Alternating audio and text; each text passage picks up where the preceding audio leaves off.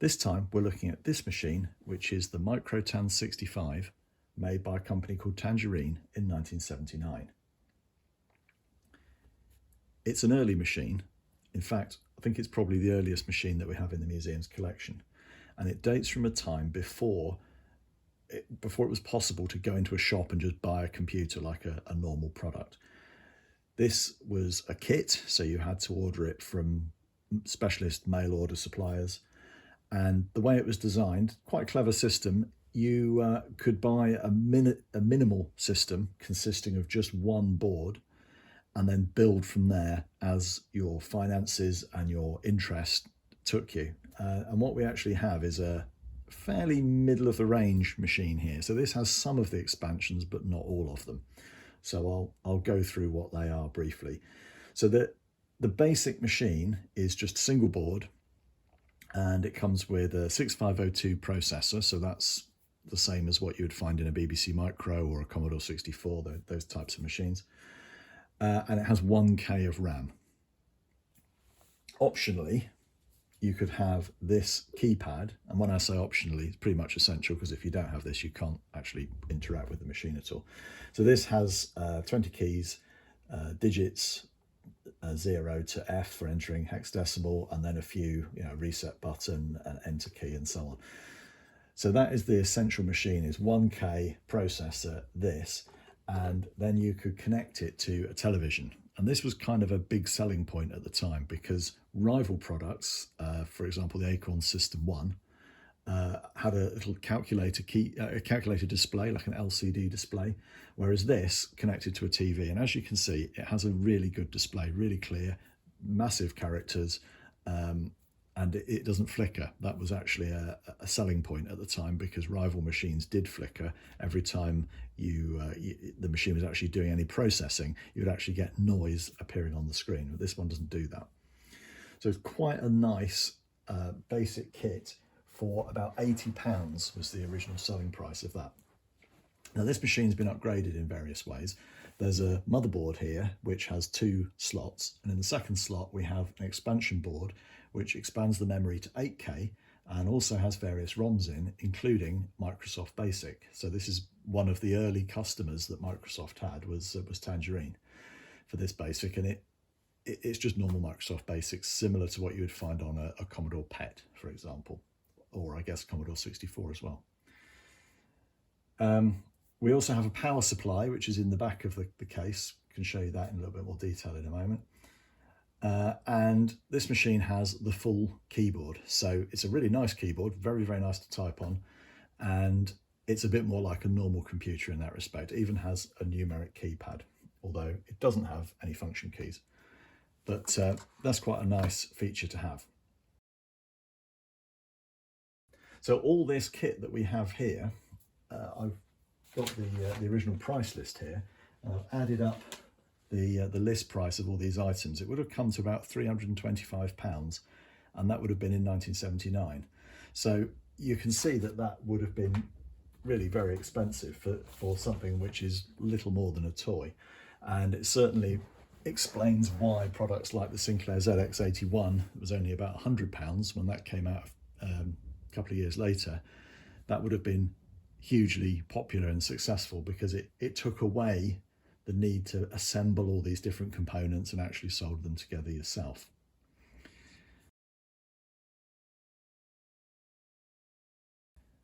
So one of the interesting things about this machine is that when we got it, it didn't look like this.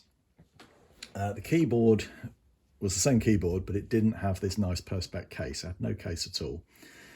And the main computer did have a case, but it was this wooden box. You can see where the previous owners basically made this themselves. They've got some cooling holes here drilled in the plywood, and at the end there's a hole for the various cables to come out, and so on. And if we look inside, we're now using it to actually store the software from the machine, but there's various mounting points for the PCBs and so on. We did consider long and hard whether it was worth retaining this box for the machine, because obviously it's an original feature and it's quite interesting in that respect. But the problem is not all the machine fitted in the box. There were bits of it that were actually hanging out. You had wires hanging out. The box itself isn't particularly strong, and I was a bit concerned about the electrical safety of it, because obviously there's 240 volts mains power going into this, and it was all too easy to just stick your fingers in and potentially give yourself a shock. So what we decided to do is retain the box as a store for the software. I actually got some original Tangerine software here, and make a new case. Fortunately, there are designs available online. So the keyboard, the design for that is available on the website of somebody called Barry Graham. I think if you type in Barry Graham Microtan into Google, you'll find that. And that chap had also designed a case for the main machine, which was really good, but it would have been quite expensive in terms of materials. So what we've done here is constructed one out of basically plywood again, and some bits of scrap perspex. So we've got a nice solid case, but also with plenty of windows in the side so that you can actually see the interior of the machine. This is the keyboard. The stickers are reproduction. It wouldn't originally have had those. And back in the 80s, this would have been a metal case with, you wouldn't have been able to see inside it. So it's a fairly standard keyboard, I think. It's actually an ASCII keyboard, so it outputs ASCII characters direct to the machine. This is the expansion board with the various ROMs.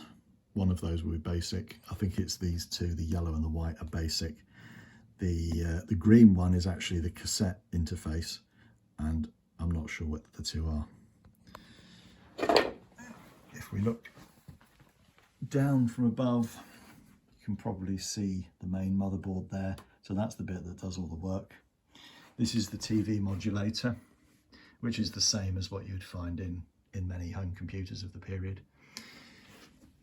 Around this side, this is the power supply, so it's got an absolutely massive transformer. That was intended to power up to, I think, 8 additional cards.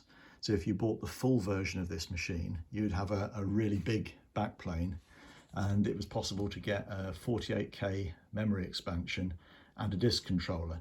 So you could expand this machine to be something similar in power to a BBC Micro or a Commodore 64, obviously at quite a high price. And at the end here is a piece of circuit board here, which is actually homemade, and that would have been made in the 80s. And the purpose of that is to switch between the keyboard and the keypad, because most games for this machine don't actually use the keyboard. They need the keypad or a joystick, and this switch allows you to switch between them. I'm still working on actually getting that fully working with certain games, because they seem to struggle a little bit with the switch over. So there's a bit more work to be done on this. This grey wire here is for connection to a normal tape recorder, and loading and saving tapes is similar to with a Spectrum or a Amstrad or a BBC, same sort of approach. But there's actually 2 speeds. You can select 2 speeds. One is very slow but supposedly reliable, and the other is very fast. It's like a fast load on a Commodore machine. So we're still working out which setting the tapes have actually been recorded in, so that we can load them reliably. So when you switch it on, this is what you get. This is what I saw when I first tested it out to see if it was working, and you would be forgiven for thinking that this shows that the machine is broken. However, this is actually normal. The machine doesn't have, its operating system is so simple, it doesn't actually have a command to clear the screen. So when it boots up, it's just got random stuff in its memory, and that's what you see. There's a reset button here, so if I press that, the prompt TANbug comes up. TANbug is the name of the operating system, and so now the machine's ready to accept commands. There's still rubbish in the memory, which you can see at the top, and it doesn't clear the screen. If you want to clear the screen, you have to write your own program to actually do that.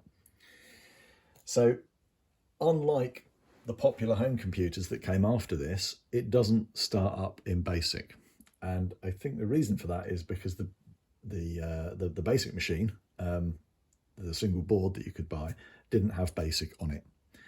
Only had this machine code monitor. Fortunately, our machine does have BASIC, but it doesn't start up straight away. You have to issue a command. Again, and you'll see that this is a theme of this machine, everything is very, very simplistic. There is no command to start BASIC. You have to jump to a memory location, which is the beginning of the BASIC program, to get it working. So all the commands are one letter only. So the first command is G, which means go. And then you have to type a hexadecimal address, which is the address of BASIC. Now, obviously, you can't just know that. However, the machine does come with this really good manual, and this was a big selling point in the adverts of the time, is how good this manual was. It's really, really big, thick manual, A4 size. It tells you how to solder the machine together. It tells you how to program in 6502 machine code. It has a complete, the source code for the complete operating system printed out. It starts on this page, and there's about 20 pages of it. That's how simple the operating system is. It's got sections on BASIC and operating the cassette firmware and so on. So very comprehensive. And what that tells you, I hit a key by mistake there. What it tells you is that to start BASIC, you have to type G E2 E D. And then it goes into Microsoft BASIC. You don't have to answer these questions. You can just press return. And there we go. So it tells us that we've got about 7K free and we're in Microsoft BASIC. So just to prove that it works, I'll type the obligatory program. This machine has the optional lowercase feature, so you can actually type lowercase text. That was a bit of a novelty at the time. That cost about £10. You don't have to have it, but we've got it. No, go to 10. There we go. To break out of it, it's Control C. If I press reset, we leave BASIC and go back into the operating system. So G is one of the commands. Another command is L, which is to list. And you have to type the address you want to examine. So I'm going to type address 400, and then you have to tell it how many lines you want it to display. So we'll display 8 lines. And there it goes. It displays 8 sets of 8 bytes in memory, starting from location 400 up here, down to 438, 439, 43A, 43B, 43C, 43D, 43E, and 43F. Now, I don't know what this actually represents. It's probably the BASIC program. I don't quite know where BASIC actually stores the user program, but you can see there's some sort of data there. And you can use this to look at the programs you've created and possibly alter them. So one of the commands that you can use to alter them is M. So if I type M400, it responds with 0. So it's telling me that at 400, it's 0. And it's asking me what I want to do. If I just press return, it will leave it at 0, 0. But if I type something else, so I'm going to type BB,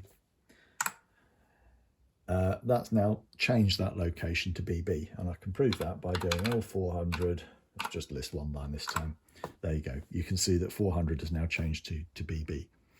And this is how you would enter machine code programs. You would actually have to look up the command that you wanted to use.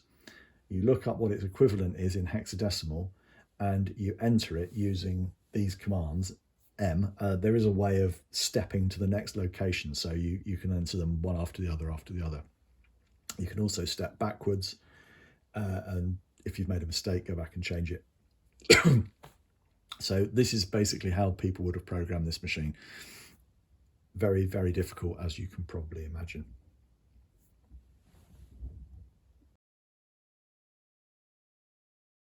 Okay, I've got out some of the old cassettes and I've been trying to load some programs from them. They're pretty flaky, they're not working very well. This one seems a little bit better, and I have managed to load 1 or 2 basic programs from it. We know they're basic programs because the previous owner has written basic on the tape, so that's good. and I've loaded one which is some kind of fortune telling program. Now the strange thing is there are commands in this program which this version of BASIC doesn't seem to understand, which is kind of weird because it would appear that these programs were written on this machine, so I don't know what's going on there. But what I've done is go in and delete those commands because they don't seem to be absolutely essential to the program. So I think I've got it to the point where it will actually run. So let's give it a go. It says numerological crystal ball. These two characters, oh, you can't quite see that. These two characters here have become corrupted, and that's a feature of the loading process. If the bytes get corrupted during loading, you just have to deal with it, and you end up with corruption in the actual program itself. I could correct that, but I haven't. So it says type the name of the person who is the subject of this reading. So type my name. And then it says the subject's magic number is 2. Their main characteristics are exhibits feminine characteristics, reticent, willing to compromise, may seem placid and ingratiating, but is plotting all the time. Can be genuinely sweet and has an appealing quiet side. Well, that's nice, isn't it? Do you want to do any more studies? I'll say no. And then it crashes, presumably because there's another one of those commands that I haven't sorted out yet. So that's weird. Let's see if we can load the next program, which is called binom, apparently, and I imagine that's some mathematical thing to do with binomial distributions or something like that. So how you load things is you type load. It says fast, and I'm going to say yes because I think this tape has been loaded in fast mode. Examine, we don't want that. What that does is compare what's on the tape to what's in memory, but I haven't loaded the program yet, so it won't match what's in memory, so we don't want to do that. So we type binom, it says binom B for basic.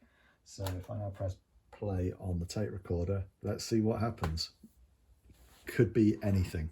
It might load, it might not. Because we're in fast mode, it loads pretty quickly for tape. Or not. Let me just check. Oh, okay, we just haven't got to it yet, that's fine. Here we are. So it says binom B. It says it's loading at location 401. And these P numbers that are coming up are parity errors. So what it's showing us is lots and lots of memory locations have errors in. Chances are this program won't work, but it says okay anyway, so we'll list it. Binomial probabilities. Okay, great. And you can see that, oh, there's the date, 21st of February 1982. This where it says go to, I think, is some corruption. This hashtag command, hashtag 932, these are the commands that don't work. I don't know what they mean. They don't really make sense to me, and I can't find them in the manual. That's not corruption. That is a genuine command, but I just don't know what's going on there. I need to go and do a bit of research into that. And it does look like there's some corruption of this program, I think. You can read it, though. You can read what it says. This is, yeah, I don't understand what it's doing. It's something mathematical. Certainly it's going wrong here because we've got some corruption.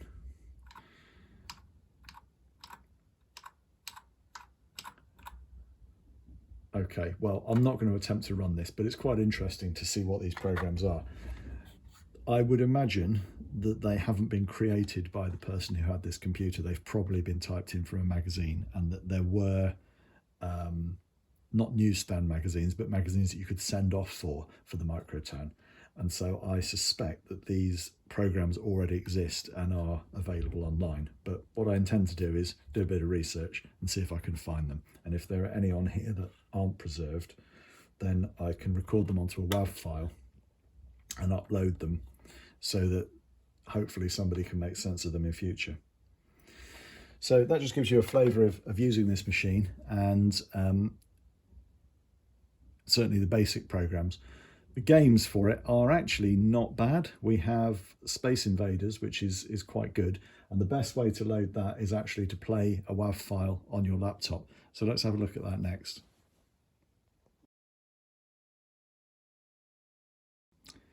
Okay, so loading tapes that haven't been looked at since the 1980s is interesting in a way, but it doesn't really show off what the machine can do. So let's have a go at loading Space Invaders. It's not a basic program, so we start off in Tanbug. We need to tell it that this is a fast recording, so the command for that is F, of course, because all the commands are single characters. The command to load is also F, weirdly, but you have to specify a file name afterwards, so it's F for fetch. And this is Space Invaders, so I think it's called SPCE 40. So I've connected the tape input cable to the audio output of my laptop, and I've gone to the website microtan.ukpc.net, which is the best website for Microtan resources. I found the Space Invaders program. I'm going to press turn on there. It's looking for SPCE 40, and this time it's .A for assembler rather than B for basic. I'll press play on the laptop, and hopefully, there we go, it's found it. And hopefully we shouldn't get any loading errors this time, because it's coming from a WAV file. It will be finished in just a second. There we go, it's finished. So it doesn't run. You have to jump to the beginning of the program, which we know is at 400. So we're going to G400. And there we go, Space Invaders. Now this requires the use of the keypad. So I'm going to switch to the keypad and hope that that hasn't caused it to crash. It has caused it to crash. So I'm going to reset, and using the keypad, I'm going to type G400. Whoops, that's too many. There we go. Right. And now, hopefully it's going to work. Press play key. I'm not too sure what key that is. Oh, there we go. Aha, there we go. That's left and right, and that's fire. Right, okay. So this was quite a thing when it came out, because people were able to play Space Invaders in arcades and pubs and so on, but playing Space Invaders at home was quite a novelty. And so this game was published in, I think it was one of the electronics magazines at the time, and actually it also contained information on how to build a sort of a clone of the Microtan to play this on. So people were effectively building their own sort of miniature cabinet and connecting this up to a TV so that they could play Space Invaders at home. That was the idea. I think there is a version that has sound effects. This particular computer doesn't have any sound hardware, so there isn't any point running that. This is the quiet version.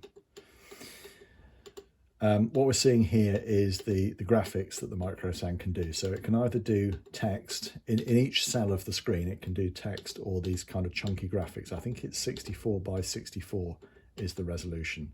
So very much like teletext on the BBC Micro, if you remember the basic sort of chunky teletext graphics that you used to get.